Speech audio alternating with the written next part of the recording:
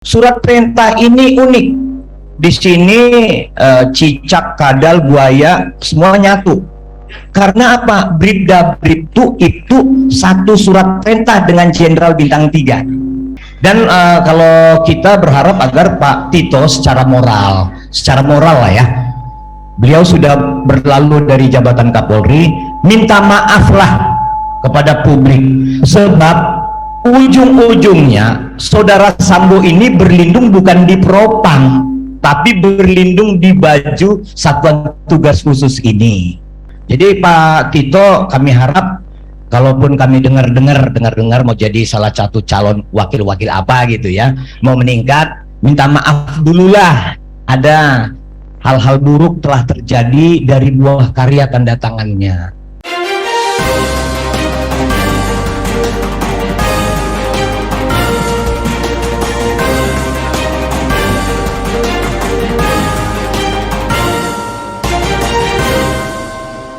One Kawan TV1. Terima kasih Mas Gigin. Saya ucapkan Assalamualaikum warahmatullahi wabarakatuh. Terima kasih. Saya Iskandar Storus dari Indonesian Audit Watch.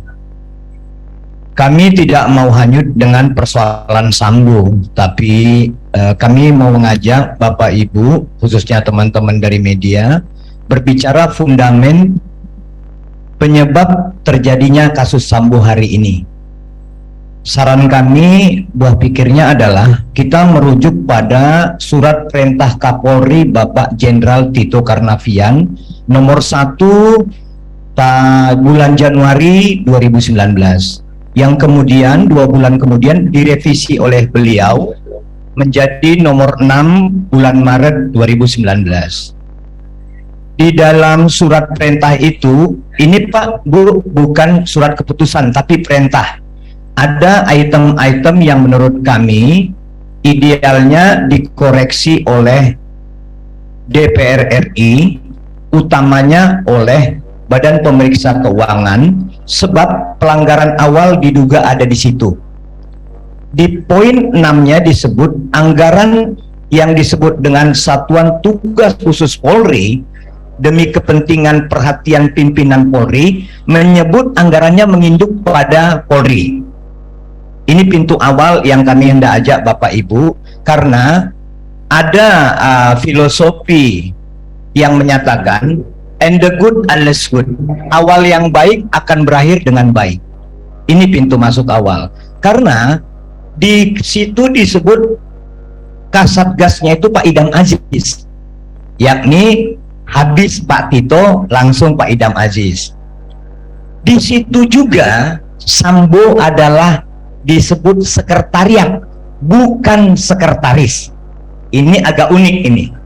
Jadi ini perlu kita ketahui supaya kita tahu di mana pintu kesalahan awal. Kenapa kami ajak Bapak Ibu berbicara di situ? Surat perintah ini unik. Di sini cicak, kadal, buaya semua nyatu. Karena apa? Bribda Bribtu itu satu surat perintah dengan Jenderal Bintang 3. Ini agak unik kalau bicara tentang lembaga atau kementerian. Ini agak unik. Kenapa kami sebut demikian? Kita perlu tahu.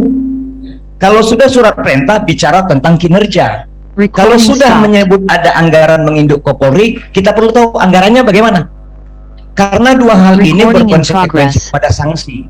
Kalau sukses itu dipuji, kalau tidak sukses itu dihukum. Sampai hari ini DPR tidak pernah memberitahu kepada publik, terlebih BPK, menyajikan laporan hasil pemeriksaan terhadap Satuan Tugas Khusus ini. Itu yang pertama untuk Bapak Ibu perlu ketahui. Berujung pada Sambo menjadi Kasatgasus Polri, bukan Satgasus Merah Putih Bapak Ibu, seperti yang tertulis selama ini. Itu tanda tangan terakhir adalah Pak Kapolri, Pak Sigit. Jadi ini adalah untayan rangkaian-rangkaian yang di balik layar kita tidak tahu apa yang terjadi. Ujuk-ujuk kita disajikan ada pembunuhan seorang polisi oleh banyak polisi. Sederhananya Bapak Ibu, jika ada di satu ruangan ini ada yang meninggal satu orang, nggak susah polisi, ini pidana model lama. Satu ruangan ini tersangkakan sampai ada yang mengaku atau menunjuk bahwa dialah pelakunya. Ini enggak, sampai ke trafficking.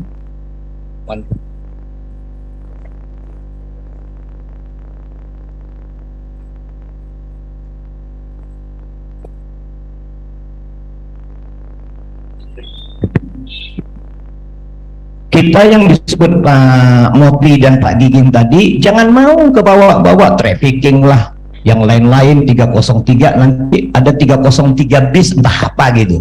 Kita mau melihat bahwa ada fundamen yang dibangun oleh yang namanya pimpinan institusi Polri, namanya Pak Tito Karnavian. Itu dulu Bapak Ibu. Kalau kejadian Sambo di dalam konteks itu, pertanggungjawabannya dahulu rame-rame ke Pak Sigit, Pak Idam Aziz, ke Pak Tito. Ini kan residu perilaku Sambo ini. Jangan dilihat menjadi ini adalah trigger besar, tidak. Namun kasus Sambo menurut hemat kami dari sisi assessment membuka tabir keburukan masa lalu. Ini yang kita gunakan untuk membenahi mereka.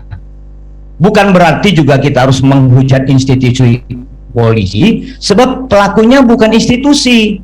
Ini lebih pada individu yang hendak memanfaatkan pengaruh atau kewenangan dari institusi. Kami melihat di situ. Nanti Bapak Ibu, seperti judul hari ini, lacak dan tindak, larinya ke situ.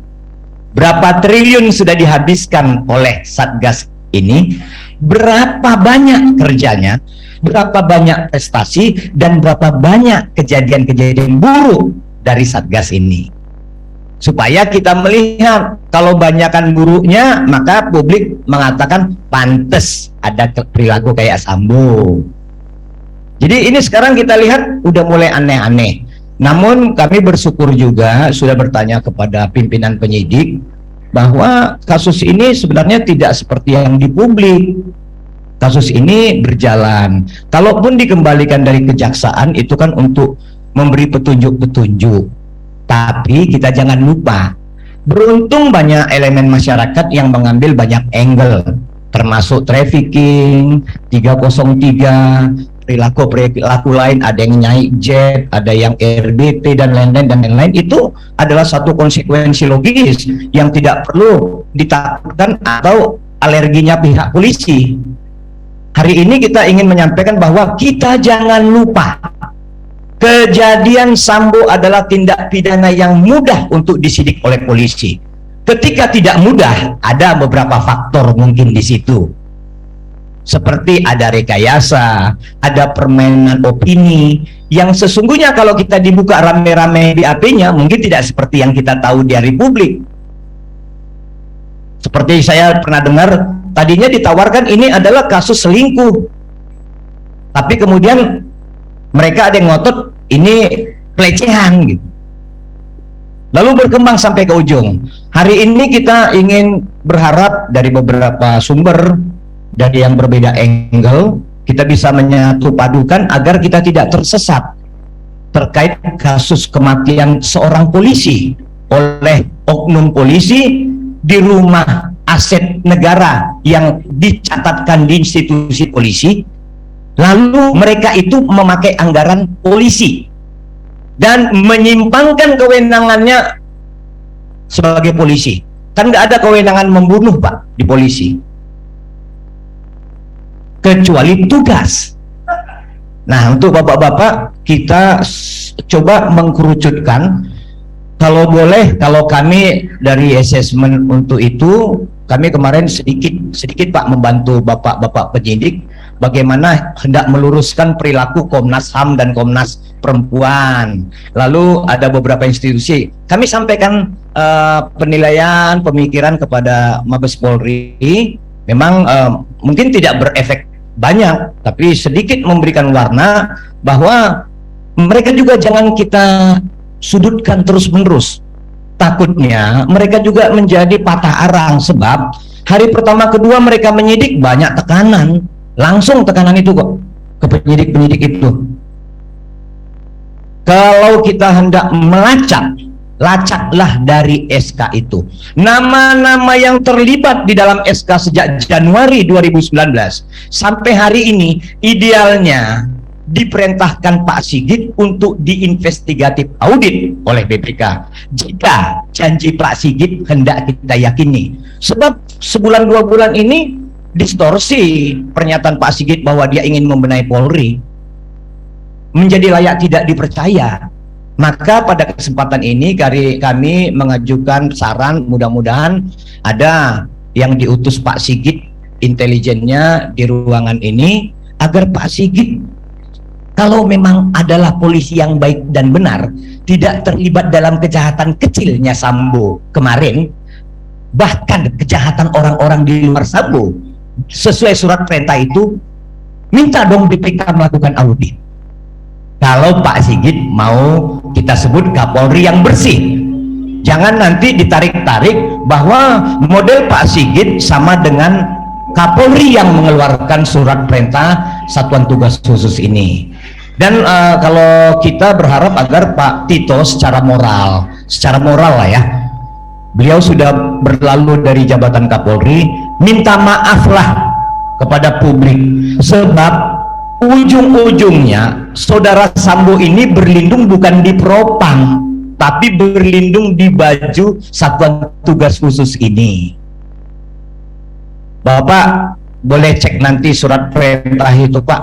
Nggak pernah kita ada kenal orang disebut sekretariat, yang ada sekretaris, karena disebut kepalanya itu kepala Satgasus, ujuk-ujuk jadi sekretariat. Berarti ini orang adalah, dia posisi jabatan, dia adalah instrumennya begitu.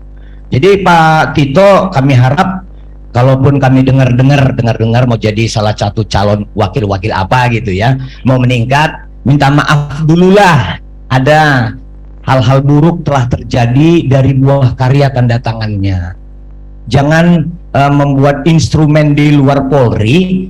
Kami tidak tahu apa kepentingannya, tapi saat itu disebut lebih politis, namun berkonsekuensi negatif terhadap bangsa kita.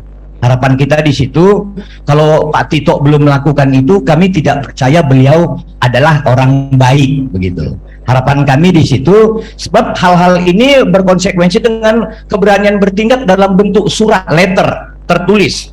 Pak Sigit juga kami nggak begitu hargai sebagai Kapolri yang baik ketika dia belum mengeluarkan keputusan-keputusan tentang hal ini. Namun insya Allah kami percaya Pak Sigit akan berani melakukan ini, karena hutang-hutang beliau terhadap orang-orang di Satgasus ini nyaris tidak ada, kalaupun ada dikit-dikit gitu. Ini hasil assessment, soal benar salah mungkin kalau BPK sudah audit begitu.